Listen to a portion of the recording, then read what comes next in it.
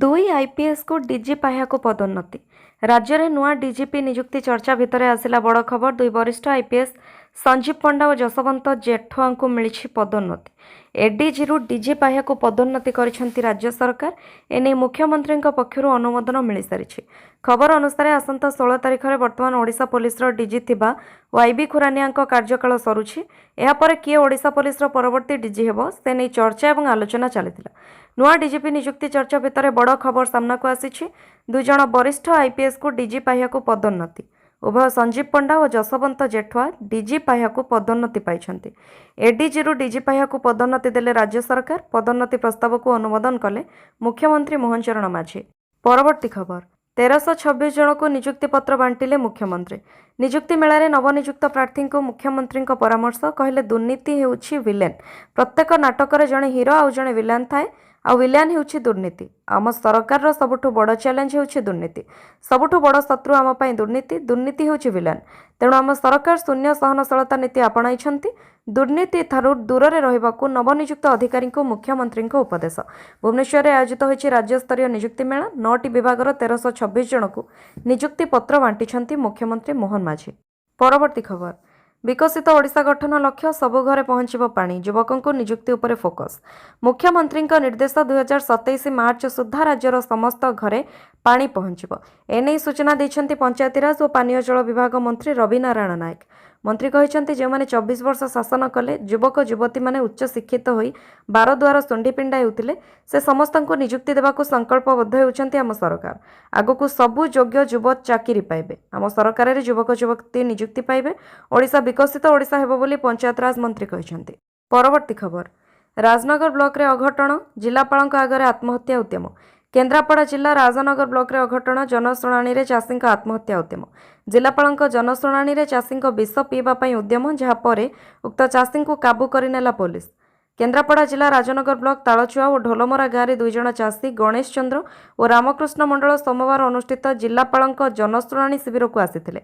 सेठारे उभय चाषी विष पी आत्महत्या उद्यम करथिले। उभय अभियोग मुताबक चाष जमी को लगी बेआईन भाव चिंगुड़ी घेरी गढ़ी उठी। चिंगुड़ी घेरीर विषाक्त और लुणी पानी माड़ी जिबारु वर्ष वर्ष धरी तांको फसल उजुड़ी जाउछि। एने से बारंबार जिलापाल और डीएफओ को अभियोग करथिले। तापर भी कौनसी सुफल मिलिलानी। शेष में बाध्य होई से आत्महत्या उद्यम करथिले, जहां उपस्थित थिबा पुलिस काबू करि नैथिले। परवर्ती खबर बंगोपसागर में घूर्णिबलय सक्रिय। ट्विन सिटी समेत 16 जिला को वर्षा सतर्कता। राज्य में पुणी वर्षा बढ़िबा संभावना। बंगोपसागर में एक घूर्णिबलय सक्रिय रहिथिबा बेले आसंता 13 तारिख सुधा यह लघुचापर रूप नेबा संभावना रही। उत्तर पश्चिम बंगोपसागर तथा संलग्न बांग्लादेश और पश्चिमबंग उपकूल निकट में घूर्णिबलय सृष्टि होइछे। यार प्रभाव में राज्यर प्राय 16टी जिले में मध्यमरू प्रबल वर्षा हेबा नहीं आंचलिक पाणीपाग केन्द्र पक्षर सतर्क सूचना जारी करा जायछि। पूर्वानुमान अनुसार मयूरभंज, केन्दुझर, कटक, खोर्धा, बालेश्वर, भद्रक, केन्द्रापड़ा, जगतसिंहपुर, पुरी, नयगढ़, जाजपुर, ढेंकानाल, गंजाम, अनुगुल, देवगढ़ और सुंदरगढ़ जिले में प्रबल वर्षा हो पारे। विशेषकर ट्विन सिटी भुवनेश्वर और कटक पर पाणीपाग विभाग स्वतंत्र चेतावनी जारी करिछि। परवर्ती खबर सार कलाबजारी उपर एक्शन। 500 डीलर को उपर रेड। 3 लाइसेंस बातिल। बलांगीर जिले में सार कलाबजारी और सार बिक्री को नहीं डीलर मानक उपर एक्शन मोड रे कृषि विभाग बेआईन भाव में बिक्री कलाबजारी करने, सार केते मौजूद अच्छी तार सूचना न देवा सह सूचना फलक न लगाइबा, सार को मनमुखी चाषी को बिक्री कर रसीद न देवा भली अभियोग रे 111टी डीलर को नोटिस करिछि जिला कृषि विभाग। यह 3 डीलर लाइसेंस कैंसल। 3 जनक लाइसेंस को जबत करने सहित पाटणागढ़ में 302 बस्ता बेआईन सार जबत करिछि विभाग। बलांगीर जिले में खरीफ धान चाष 75,000 टन सारर आवश्यकता थिबा बेले 66,000 टन आसीथिबा और बाकी आसुथिबा कहिसंती अधिकारी।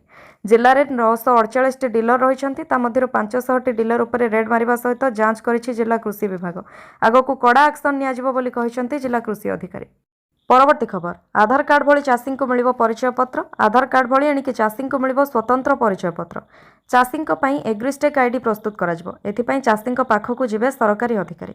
समवाय संस्था माध्यम चाषी एग्रिस्टेक आईडी पंजीकरण कराजिबो। जेउ चाषी समवाय संस्था को आसी पंजीकरण करि परिबे नाही सेमानक पाखकू जाई अधिकारी माने पंजीकरण करिवे। एने सूचना दैछंती राजस्व मंत्री सुरेश पुजारी। एग्रिस्टेक आईडी जेनेरेट हेबा परे चाषी को परिचय पत्र प्रदान कराजिबो। एही परिचय पत्र रे चाषी संपर्कित विभिन्न विभिन्न तथ्य रहिबो। विशेषकर चाषी नैथिबा ऋण, बिहन, सार भली कृषि संपर्कित तथ्य एथिरे उपलब्ध रहिबो। चाषींक एग्रिस्टेक आईडी पंजीकरण प्रक्रिया रे कृषि, राजस्व और समवाय विभागर अधिकारी माने सहयोग करिवे। पंजीकरण समय चाषींक आवश्यक तथ्य संग्रह कराजिबो। परवर्ती खबर, आम सरकार आसिबा परे राज्य में आरंभ होइछि रिवर्स माइग्रेशन कहले मुख्यमंत्री। ओडिशा रे नुआ सरकार गठन हेबा परे राज्य में रिवर्स माइग्रेशन बा विपरीत प्रवास प्रक्रिया आरंभ होइछि बोली मुख्यमंत्री कहिसंति। से कहिसंति राज्यर युवक युवती मानक पई नियुक्ति सुजोग सृष्टि करबाकू सरकार शिल्पायन उपरे विशेष गुरुत्व देउछंति। पूर्वरु राज्य में उपयुक्त शिल्प भित्तिभूमिर अभाव जोगु युवपीढ़ी चाकरी अन्वेषण में बाहर राज्य को जाउथिले, किंतु एबे समय बदलिछि एवं नुआ सरकार युवक मानक आगकू आनिबा पई व्यापक नियुक्ति प्रक्रिया त्वरान्वित करिसंति। सरकार योजना अनुसार आगामी दिन में ओडिशार प्रत्येक जिले में शिल्प गढ़ी उठिबो, जहाँफल स्थानीय स्तर में युवक युवती माने रोजगार पाइपारे। यह शिल्पभित्तिक नियुक्ति प्रक्रिया को आहुरी व्यापक करार लक्ष्य रखाଯାଇଛି। मुख्यमंत्री दृढ़ोक्ति प्रकाश करी कहिसंति जे एहा हेउछि लोकंक सरकार एवं ही सरकारक पदक्षेप जोगु बाहर काम करुथिबा ओडिया युवक एबे निज माटी को फेरिबा आरंभ कलेनी। परवर्ती खबर, चाषींक पई बड़ खबर मौजूद अछि 2.37 लाख टन सार। राज्य में सार को नहीं चाषींक चिंता भितर सरकार पक्षर आसी बड़ सूचना। राज्य में मोट 2,37,202 टन सार मौजूद रही। से 2,06,368 टन सार पैक्स को जोगाई दि जाइए। सेपरी 1,426 टन सार डीलर मानक दि जाइथिबा बेले एबे राज्य में प्राय 29,000 टन सार स्टॉक रही। सारर कलाबजारी और नकली सार बिक्री रोकने राज्य और जिला स्तर में एनफोर्समेंट टीम गठन करा जायछि। विभिन्न स्थान में जांच सहित कलाबजारी उपर नजर रखा जायछि। चाषी को निर्धारित दर में सार जोगाइबा उपर गुरुत्व दि जाउछि। कलाबजारी किंबा नकली सार बिक्री धरा पड़िले संपृक्तଙ୍କ विरुद्ध में कठोर कार्यानुष्ठान नियाजिबो। परवर्ती खबर, द्वितीय थर पर खोलिला रेंगाली डैम, तलिया अंचल सतर्कता। अनुगुल जिला कणिहा ब्लॉक स्थित रेंगाली डैम रु चलित वर्ष द्वितीय थर पर बन्या जल निष्कासन करा जायछि। उपर मुंडरे लगातार वर्षा जोगु जलभंडारर जलस्तर वृद्धि पाइबा परे कर्तृपक्ष डैम 8 नंबर गेट खोलिबाकू निष्पत्ति निछन्ते। वर्तमान 8 नंबर गेट एवं पावर चैनल दे प्रति सेकेंड रे प्राय 2000 घनमीटर बन्या जल निष्कासित होउछि। उपर मुंडरे वर्षा जारी रहिथिबारु जलभंडार मध्यकू प्रति सेकेंड रे प्राय 2500 घनमीटर जल प्रवेश करुछि, जहा फଳରେ जलस्तर धीरे धीरे बढ़िबारे लागिछि। सूचना अनुसार रेंगाली जलभंडारर सर्वोच्च जलधारण क्षमता 123.50 मीटर रहिथिबा बेले वर्तमान जलर स्तर 122.14 मीटर रे पहुंचलाणी। जलस्तर को नियंत्रण में रखिबा पई डैम गेट खोला जाय जल निष्कासन करा जाउछि। बन्या जल छड़ा जिबा परे नदीर तळ मुंडरे थिबा गाँ गुड़िकर लोकंकु सतर्क करा जाउछि। सुरक्षा दृष्टि नदी पठाकू किंबा नदी भितर को न जिबा पई प्रशासन पक्षरु स्थानीय लोकंकु कड़ा निर्देश दिया जायछि। परिस्थिति उपरे डैम कर्तृपक्ष तीक्ष्ण नजर रखिछन्ति। परवर्ती खबर, झारखंड रे छात्र आंदोलन उग्र, पुलिस सह मुहामुही। दिल्ली जंतर मंतर पर झारखंड रांची रे उग्र रूप नहीं छात्र आंदोलन। जेपीएससी और जेएसएससी परीक्षा अनियमितता और प्रश्नपत्र लीक अभियोग में सीबीआई तदंत दाबी करी राजरास्ता को ओह्लाइछन्ति हजार हजार छात्र। विधानसभा घेराव पई आगकू बढ़िबा बेले पुलिस सह होइछि मुहामुही स्थिति। रांची रे छात्र आंदोलन बेले पुलिस आंदोलनकारी मध्य धस्ताधस्ती होइछि। सुरक्षा दृष्टि विधानसभार 750 मीटर परिसर में बीएनएस धारा 163 लागू करा जायतिला। हेले आंदोलनकारी पछकू न हटिबारु पुलिस पक्षरु लाठीचार्ज, पाणीमाड़ और लुहबुहा गैस प्रयोग करा जायतिला। आंदोलन में अनशन रे थिबा देवेंद्रनाथ माहातो मध्य आंबुलांस रे पहुंचीथिले। पुलिस पाणीमाड़ पर किछि छात्र नाचुथिबा बेले लाठीचार्ज समय जातीय संगीत गान करुथिबा दृश्य मध्य सामनाकू आसिछि। परवर्ती खबर, वर्षा बेहाल राउरकेला स्टेशन रे जलबंदी भांगिला स्टील सेड। राउरकेला रे प्रबल वर्षा बेहाल है राउरकेला रेल स्टेशन द्वितीय प्रवेश मार्ग सह तलिया बस्ती।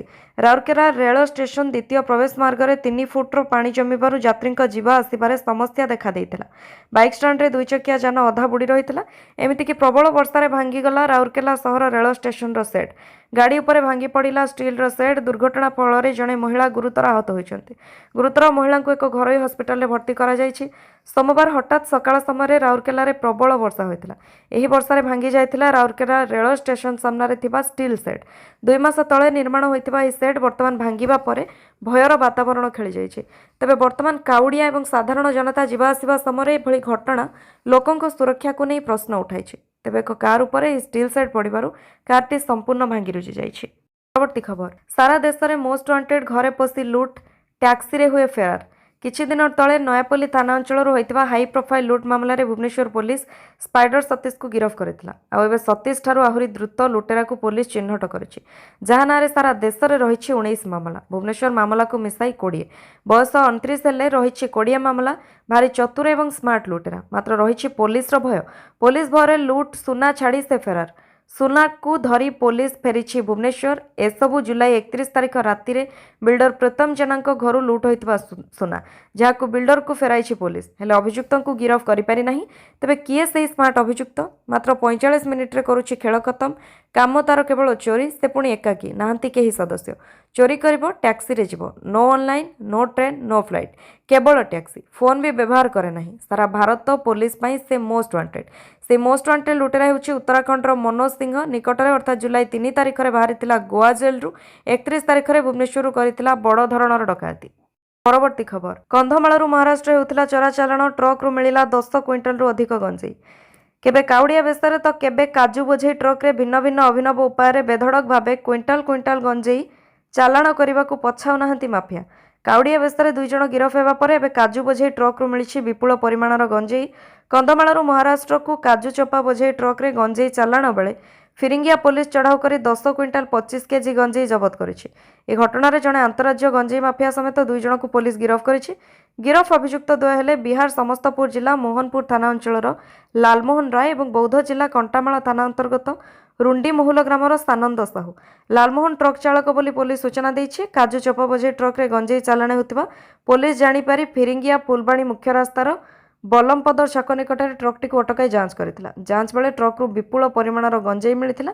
ଫିରିଙ୍ଗିଆ ଅତିରିକ୍ତ ତହସିଲଦାର ତଥା ମାଜିଷ୍ଟ୍ରେଟ୍ ପୃଥ୍ୱୀରାଜ ମହାନନ୍ଦିଆଙ୍କ ଉପସ୍ଥିତିରେ ଗଞ୍ଜେଇ ବାହାର କରାଯାଇ ଓଜନ କରାଯାଇଥିଲା।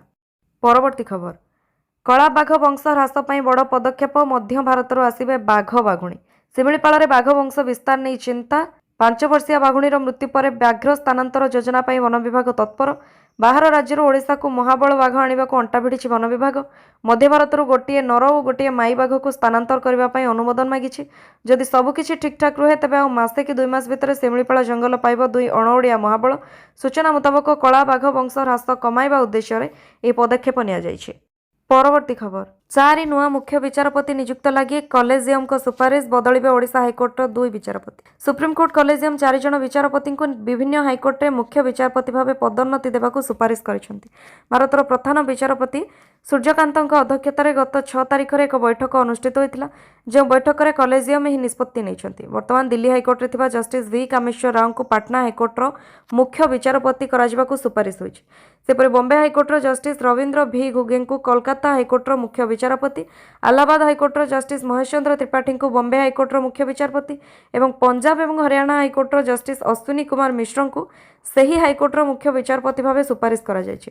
ସେଭଳି ଓଡ଼ିଶା ହାଇକୋର୍ଟର 2 ଜଣ ବିଚାରପତିଙ୍କୁ ଅନ୍ୟ ରାଜ୍ୟର ହାଇକୋର୍ଟକୁ ବଦଳି କରିବା ପାଇଁ ସୁପ୍ରିମକୋର୍ଟ କଲେଜିୟମ ସୁପାରିଶ କରିଛନ୍ତି। ଓଡ଼ିଶା ହାଇକୋର୍ଟର ବିଚାରପତି ଜଷ୍ଟିସ ମାନସ ରଞ୍ଜନ ପାଠକଙ୍କୁ ଗୁଜରାଟ ହାଇକୋର୍ଟକୁ ବଦଳି ପାଇଁ ଓ ଜଷ୍ଟିସ କୃଷ୍ଣରାମ ମହାପାତ୍ରଙ୍କୁ ଓଡ଼ିଶା ହାଇକୋର୍ଟରୁ ଛତିଶଗଡ଼ ହାଇକୋର୍ଟକୁ ବଦଳି ପାଇଁ ସୁପାରିଶ କରାଯାଇଛି। ପରବର୍ତ୍ତୀ ଖବର, ଝାଡ଼ଖଣ୍ଡ ଛାତ୍ରଙ୍କ ଉପରେ ଲାଠିଚାର୍ଜକୁ ନେଇ ରାହୁଲ ଗାନ୍ଧୀ ଖପ୍ପା। କଂଗ୍ରେସ ନେତା ରାହୁଲ ଗାନ୍ଧୀ ଝାଡ଼ଖଣ୍ଡ ରାଜଧାନୀ ରାଞ୍ଚିରେ ପ୍ରଦର୍ଶନରତ ଛାତ୍ରଙ୍କ ଉପରେ ହୋଇଥିବା ଲାଠି ମାଡ଼କୁ ନେଇ ସୋମବାର ଅସନ୍ତୋଷ ପ୍ରକାଶ କରିଛନ୍ତି। କହିଛନ୍ତି, ଝାଡ଼ଖଣ୍ଡରେ ପ୍ରଦର୍ଶନ କରୁଥିବା ଛାତ୍ରଙ୍କ ଉପରେ ବଳ ପ୍ରୟୋଗ ଭୁଲ। ଶାନ୍ତିପୂର୍ଣ୍ଣ ଉପାୟରେ ବିରୋଧ ପ୍ରଦର୍ଶନ ଲାଗି ଛାତ୍ରଙ୍କ ଅଧିକାର ରହିଛି ଓ ଆଲୋଚନା ମାଧ୍ୟମରେ ସମାଧାନର ବାଟ କଢ଼ାଯାଇପାରିବ। ରାହୁଲ କହିଛନ୍ତି ଯେ ଝାଡ଼ଖଣ୍ଡ ସରକାରଙ୍କୁ ଛାତ୍ରଙ୍କ କଥା ଶୁଣିବାକୁ ପଡ଼ିବ ଓ ପ୍ରତ୍ୟେକ ପ୍ରସଙ୍ଗର ସମାଧାନ କାଢ଼ିବାକୁ ପଡ଼ିବ। ଏକ ସାମ୍ବାଦିକ ସମ୍ମିଳନୀରେ ରାହୁଲ ଗାନ୍ଧୀ କହିଛନ୍ତି ଯେ ଝାଡ଼ଖଣ୍ଡ ଛାତ୍ରଙ୍କ ଲାଗି ଆମର ବାର୍ତ୍ତା ସ୍ପଷ୍ଟ। ଆମେ ଶାନ୍ତିପୂର୍ଣ୍ଣ ଢଙ୍ଗରେ ବିରୋଧ କରୁଥିବା ଛାତ୍ରଙ୍କ ଉପରେ ହିଂସାତ୍ମକ ଆକ୍ରମଣକୁ ବିରୋଧ କରୁଛୁ। ଉଲ୍ଲେଖଯୋଗ୍ୟ ଯେ ଝାଡ଼ଖଣ୍ଡରେ ଜେଏମଏମ୍, କଂଗ୍ରେସ ଓ ଆରଜେଡିର ମେଣ୍ଟ ସରକାର ରହିଛି। ତେବେ ରାହୁଲ ଗାନ୍ଧୀ ନିକଟରେ ଦିଲ୍ଲୀ ଯନ୍ତର ମନ୍ତରରେ ହୋଇଥିବା ଛାତ୍ରଙ୍କ ଉପରେ ଲାଠି ମାଡ଼କୁ ନେଇ ପ୍ରଶ୍ନ ଉଠାଇଛନ୍ତି ଓ ମାମଲାରେ ଗୃହମନ୍ତ୍ରୀ ଅମିତ ଶାହଙ୍କ ଜବାବ ଦାବି କରୁଛନ୍ତି। ଏଥିରେ ଝାଡ଼ଖଣ୍ଡ ଲାଠିଚାର୍ଜ ଘଟଣା ପରେ କଂଗ୍ରେସ ଉପରେ ବିଜେପି ପ୍ରଶ୍ନ ଉଠାଉଥିଲା ଯେ ପ୍ରସଙ୍ଗରେ ରାହୁଲ ଚୁପ୍ କାହିଁକି, ଯାହାର ଜବାବ ରାହୁଲ ଗାନ୍ଧୀ ରଖିଛନ୍ତି। ପରବର୍ତ୍ତୀ ଖବର, କେରଳରେ ବନ୍ଦେ ମାତରମ୍ ଗାନକୁ ନେଇ ବିବାଦ। ଚାପରେ ସତୀଶନ ସରକାର। ଜାତୀୟ ଗୀତ ବନ୍ଦେ ମାତରମ୍ ସମ୍ପୂର୍ଣ୍ଣ ଗାନ କରିବାକୁ ନିର୍ଦ୍ଦେଶ କେରଳରେ ରାଜନୈତିକ ବିବାଦର କାରଣ ପାଲଟିଛି। ଏଥିପାଇଁ ଭିଡି ସତୀଶନ ସରକାରଙ୍କ ଉପରେ ବିରୋଧୀ ଓ ନିଜ ରାଜନୈତିକ ସହଯୋଗୀ ଉଭୟ ପଟୁ ଚାପ ବଢ଼ିବାରେ ଲାଗିଛି। ମିଳୁଥିବା ସୂଚନା ଅନୁସାରେ ଏହି ବିବାଦ ଅଗଷ୍ଟ 6 ତାରିଖରେ କେରଳ ମୁଖ୍ୟ ଶାସନ ସଚିବ ବିଶ୍ୱନାଥ ସିହ୍ନାଙ୍କ ସର୍କୁଲାର ଜାରି ହେବା ପରେ ଉପୁଜିଛି। एथिरे स्वाधीनता दिवस अवसर में आयोजित होगा कार्यक्रम में वंदे मातरम संपूर्ण गान लगी निर्देश दि जाइए। मुख्य शासन सचिवों यह आदेश राज्य में कांग्रेस नेतृत्वाधीन सरकार निमंते विषम राजनैतिक परिस्थिति सृष्टि करी राज्यर कथा जो कांग्रेस और सीपीआईएम उभय पारंपरिक रूपे सरकारी कार्यक्रम मानकरे वंदे मातरम संपूर्ण गीत गान को प्रायतः विरोध कर आसुछन्ति एवं मुख्य सचिवों सर्कुलर को प्रसंग कर सरकार संघ परिवार राजनीतिक एजेंडा आगे नई जाइथिबा सीपीआईएम अभियोग करिछि। विरोधी दल नेता पी विजयन यह मामलें सरकार को टार्गेट करथिबा बेले धर्मनिरपेक्ष राजनीतिर दाबी करुथिबा कांग्रेस सरकार एपरि आदेश कहीं जारी कले बोली प्रश्न उठाइछन्ति। परवर्ती खबर 80तम स्वाधीनता दिवस लालकिल्लारू प्रथम थर गान हेब वंदे मातरम। देशर 80तम स्वाधीनता दिवस अवसर में चलित वर्ष एक ऐतिहासिक घटना देखिब देश। अगस्ट 15 में दिल्लीर लालकिल्ला प्राचीर प्रथम थर पर जातीय गीत वंदे मातरम गान कर प्रधानमंत्री नरेंद्र मोदी नेतृत्व में होगा स्वाधीनता दिवस समारोह में से जातीय पताका उत्तोलन करने सहित देशवासी को संबोधित करेंगे। प्रतिरक्षा मंत्रणालय विवृत्ति में सूचना दी जाइए। चलित वर्ष आयोजन आउ एक विशेषत्व होउछि वंदे मातरम 150 वर्ष पूर्ति। 1875 मसीह बंकिम चंद्र चट्टोपाध्याय यह गीत रचना करते। स्वाधीनता संग्राम समय यह देशवासी मध्य देशप्रेमर भावना जागृत कर विशेष भूमिका नहीं। यही कारण 150 वर्ष पूर्ति को नहीं देशव्यापी वर्षव्यापी कार्यक्रम चली। यार तृतीय पर्याय अगस्ट 7 ରୁ 15 पर्यंत चली। परवर्ती खबर राज्य रास्तार गर्जिला मिलित ट्रेड यूनियन। केंद्र सरकार विरुद्ध में राज्य रास्तार गर्जिला मिलित ट्रेड यूनियन। सुंदरगढ़ में केंद्रीय ट्रेड यूनियन स्वाधीन फेडरेशन और संयुक्त किसान मोर्चा डाकरारे रणहुंकार देइछन्ति शह शह कर्मी। केंद्र सरकार चाषी छात्र और श्रमिक मारण नीति अभियोग राज्य रास्तार विक्षोभ करने सहित जिलापाल ऑफिस घेराव करिसेंति।